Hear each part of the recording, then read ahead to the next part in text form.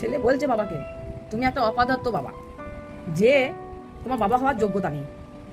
হ্যাঁ, এমন কথা শুনে আমার খুব রাগ হলো। সত্যি মানে এরকম ধরনের কথা শুনে আমার কষ্ট হলো। আমি সজোরে একটা থাপ্পড় মারলাম ছেলেকে। হ্যাঁ, ছেলের গালে। যত বড় মুখ নেই তত বড় কথা, তোর এমন কথা বলার সাহস হয় কি করে? হ্যাঁ, তখন ছেলে তখন গালে হাতটা একবার বুলিয়ে নিয়ে কিছুক্ষণ চুপ করে থাকে। হ্যাঁ, আর মায়ের দিকে তাকিয়ে আমার দিকে তাকিয়ে জবাব দেয়। তখন জবাব দেয়। হ্যাঁ, তখন হাত বুলিয়ে কিছুক্ষণ চুপ করে থাকলেও মায়ের দিকে মানে আমার দিকে তাকিয়ে জবাব দেয়, তুমি কি ভাবছো আমি থেমে যাব? বেশ করেছি, বলেছি আরও বলবো।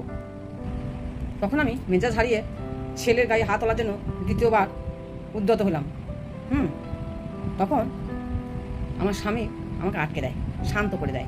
শান্ত স্বরে বলছে তুমি করছোটা কি? গায়ে হাত তুলো না, ও বড় হয়েছে।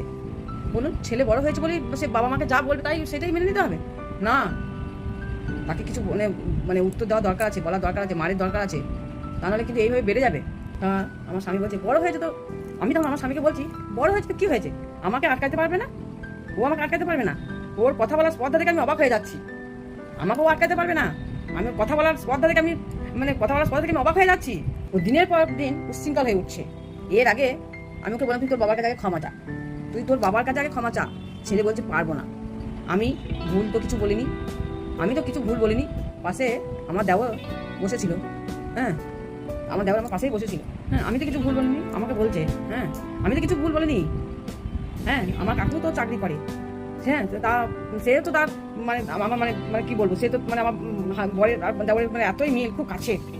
হ্যাঁ, কিন্তু আমার দেওরের বাড়ি গাড়ি সবই আছে। তার ছেলেকে সে বাইক কিনে দিয়েছে। এবার তার ক্ষমতা আছে, সে তার ছেলেকে বাইক কিনে দিয়েছে। আমার ক্ষমতা নেই, আমি বাইক কিনে দিতে পারছি না। ছেলে বলছে আমাকে কেন বাইক দিচ্ছে না? হ্যাঁ, তাহলে বাবা কেন আমাকে বাইক দিচ্ছে না? মুহূর্তের মধ্যে রাগটুকু সামনে নিয়ে একটু শান্ত হয়ে গেলাম। রাগটা সামনে নিয়ে একটু শান্ত হয়ে গেলাম। আমি আমার ছেলেকে বলছি, শোন, তুই তোর বাবার সঙ্গে কারো তুলনা করবি না। তোর বাবা একটা কনস্টেবলের চাকরি করে।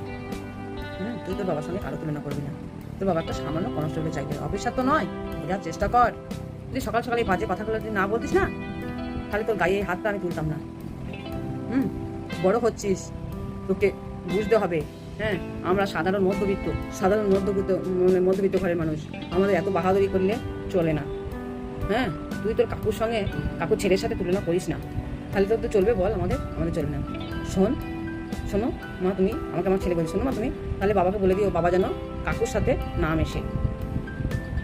ছেলে বলছে আমাকে যে বাবাকে বলে দিও যেন কাকুর সাথে বাবা না মেশে।